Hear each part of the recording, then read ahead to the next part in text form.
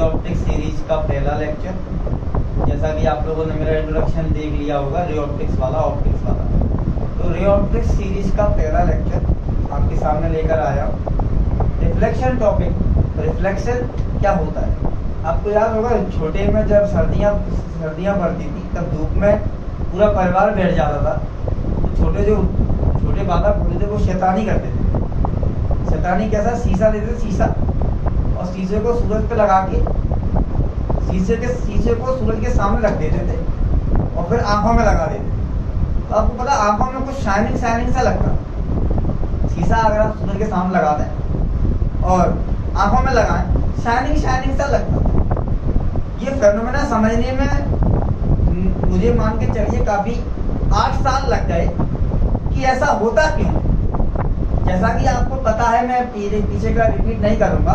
Optics का मतलब होता है लाइट का नेचर समझाना। और मैं बात कह के आ रहा हूँ कि लाइट का नेचर आप देखा होगा दो में समझाया जाता है, रे नेचर और वेव नेचर। और एक एग्जांपल सुनिए, मैं क्योंकि I am teacher and professional teacher, बहुत से छात्र बैठ जाते हैं, अगर मैं लाइट चालू कर देता हूँ मुझे कहते हैं कि शाइन कर रहा है सर, बोर्ड क्या कर रहा है, शाइन।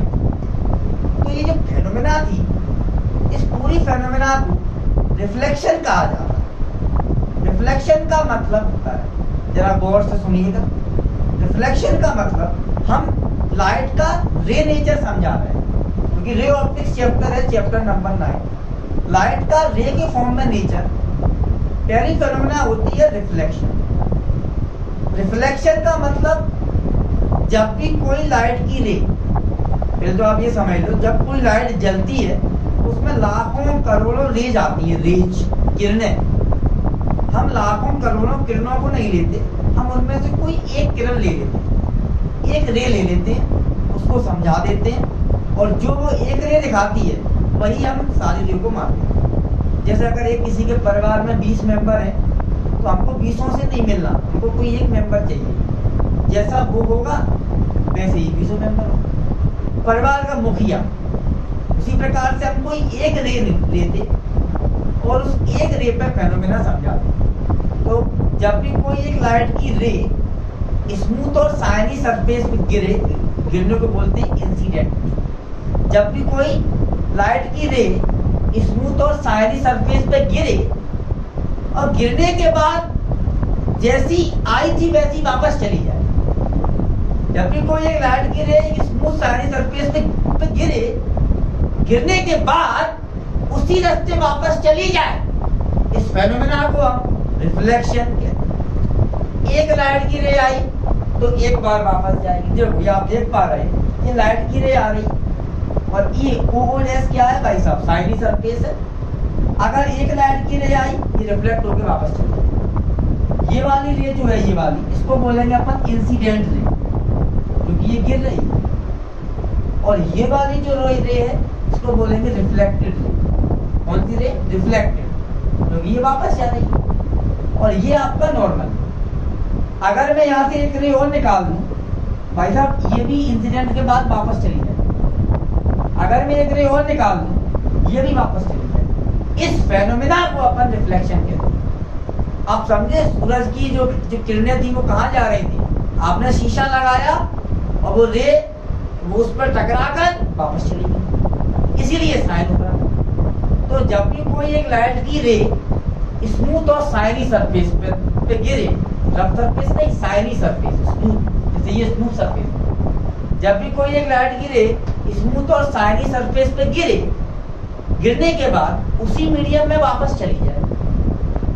एयर से आई, एयर में वापस, पानी से आई, पानी में। इस फेनोमेना को रिफ्लेक्शन कहते हैं। तो आप देख भी लीजिए, when a ray of light, जब भी कोई एक लाइट की ray incident on a smooth and shiny surface, जब कोई लाइट की रे स्मूथ शाइनी सरफेस पे गिरे, इट रिटर्न्स बैक, वापस चली जाए, it returns back after incident, गिरने के बाद वापस चली जाए। Such phenomena of light is called reflection of light. इसको कहा जाता रिफ्लेक्शन ऑफ। अब आप जानते हैं ये जो रे है AB, ये इंसिडेंट रे है। ये जो NB है, NB ये क्या है, नॉर्मल। नॉर्मल तो हमेशा खींचेगा। और ये रिफ्लेक्टेड, और रिफ्लेक्शन के कुछ नियम भी होते हैं।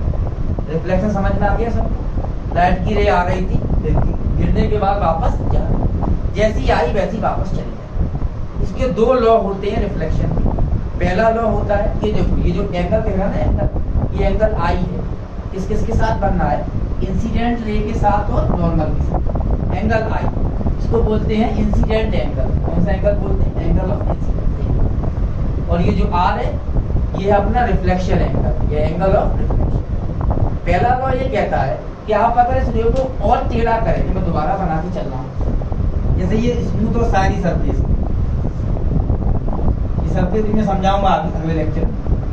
स्मूथ और शाइनी सरफेस, रे आई, लाइट की रे, और यहाँ टकराई, अब कहाँ चली जाएगी? वापस। और ये खिंच गया नॉर्मल। इंसिडेंट रे जो नॉर्मल के साथ एंगल बनाती है, इसको बोलते हैं एंगल ऑफ इंसिडेंस, और इसको बोलते हैं एंगल ऑफ रिफ्लेक्शन। पहला लॉ ये कहता है, एरो बनाना मेन है भाई साहब, क्योंकि एरो क्यों बना रहे हैं, इसको रे कहते हैं। पहला लॉ ये कहता है कि अगर आप इसको और टेढ़ा करते ना और नीचे करते, तो ये भी टेढ़ी हो जाती। यानी जितना एंगल ऑफ इंसिडेंस होगा उतना ही क्या होगा? Angle of reflection. पहला लॉ है, the angle of incidence is equal to the angle of reflection. Angle I बराबर एंगल आर। और दूसरा लॉ, ये जो इंसिडेंट रे है, ये जो नॉर्मल है, और ये रिफ्लेक्टेड रे, ये क्या कर रही है? एक ही प्लेन में लाई कर रही है। दोबारा सुनिए, ये जो इंसिडेंट रे है, नॉर्मल जो है, और रिफ्लेक्टेड रे, ये कहाँ लाई कर रही है? एक ही प्लेन में। देखो, इसी प्लेन में सब लाई कर रही है। तो पहला लॉ, एंगल आई बराबर एंगल आर। दूसरा लॉ, ये तीनों जो नॉर्मल, इंसिडेंट रे और reflected ray, lie in the same plane. अगली चर्चा आपसे करेंगे नेक्स्ट सेशन के अंदर।